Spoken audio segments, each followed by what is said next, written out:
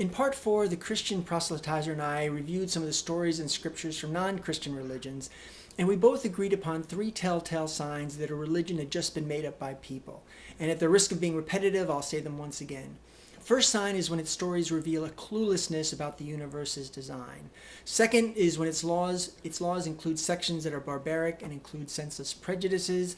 And third sign is when a chronology of the records shows that the religion borrowed at least some of its ideas from pre-existing religions. And the two of us now turn to the Judeo-Christian Bible. And as probably everyone who's watching this video can predict, I point out that the Bible contains every single one of those same telltale signs. Now, when it comes to the design of the universe category, my point to the Christian is that I find that the Bible has an earthbound perspective that's indistinguishable from the perspective of the non-Christian religions we looked at. That is, we don't find the knowledge about the natural world that a divine architect of the universe would surely know.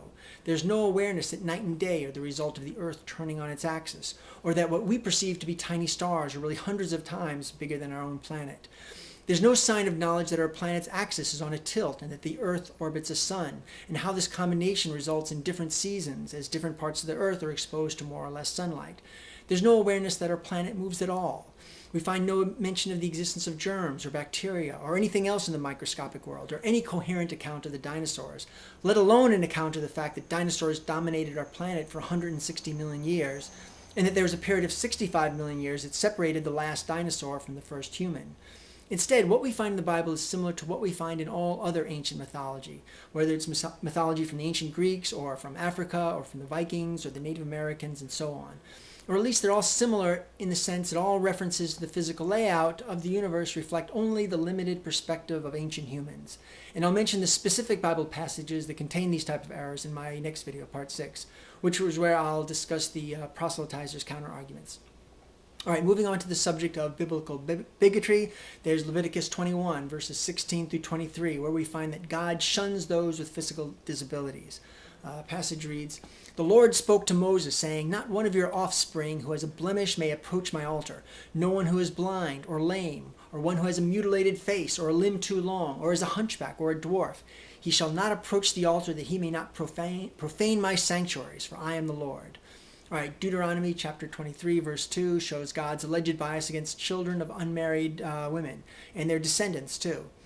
Passage reads, "A bastard may not enter the sanctuary, nor any of his descendants, for 10 generations. And as for barbaric sections, there are plenty to choose from. Among the most famous are those involving the journey to the Promised Land, how the army should behave on their way there, and how they should behave once they get to the Promised Land. Deuteronomy chapter 20, verses 10 through 15 explains that cities are to be given a chance to surrender and to become slaves. But if they refuse and try to fight, then God will help the Israelites win, and the Israelites should smite every male with the edge of the sword, but keep the women and cattle for their own private use." I'm going to read a couple passages from the book of Numbers where we find that God wants the Israelites to treat the women, how God wants the Israelites to treat the women of these conquered cities, which is his property gains. This is from Numbers chapters 31, verses 17 through 18, where God gives the following instructions to the soldiers who captured the cities of Midian. "Now kill all the males and all the women who have slept with a man. Only the young girls who are virgins may live. You may keep them for yourselves." In Numbers chapters 31, verses 32 through 35, the war booty from the Israelites' battle with the Midianites is added up. Passages, "The plunder remaining from the spoils that the fighting men had taken totaled 675,000 sheep, 72,000 cattle, 61,000 donkeys, 32,000 young girls."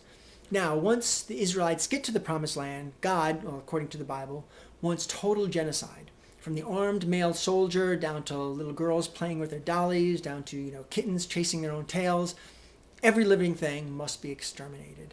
This is from Deuteronomy chapter 20, verse 16.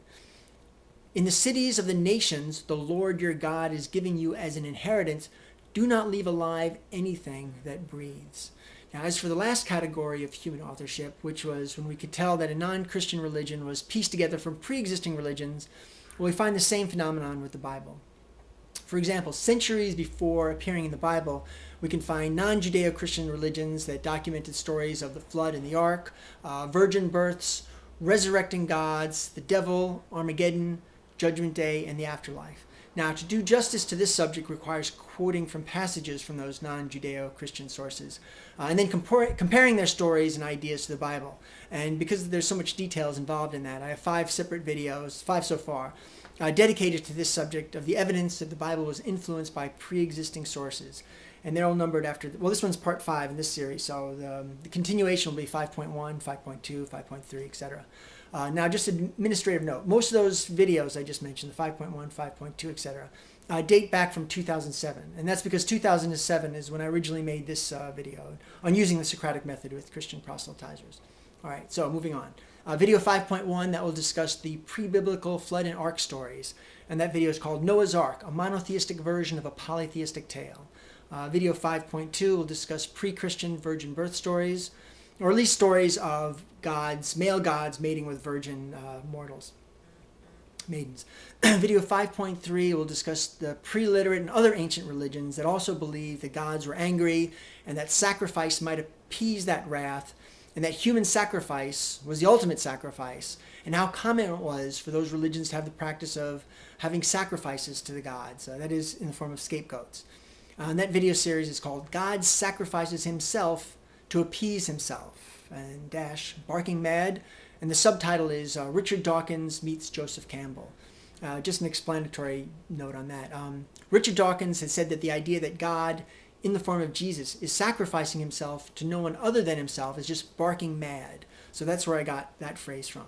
But then I supplement that point with a Joseph Campbell type of angle to show how this wasn't just some insane idea that Christianity invented from scratch. Instead, it's based on several primitive background premises that weren't at least completely insane. That is, they weren't completely insane, at least at the time, at least given the extremely limited knowledge of that time period. That is, the background premises that the apparent anger of the likes of severe weather and harsh realities of nature, well, that must reflect the nature of this angry God, and the hopes that sacrifice would appease the angry God or gods, and the great convenience, of course, of sacrificing scapegoats.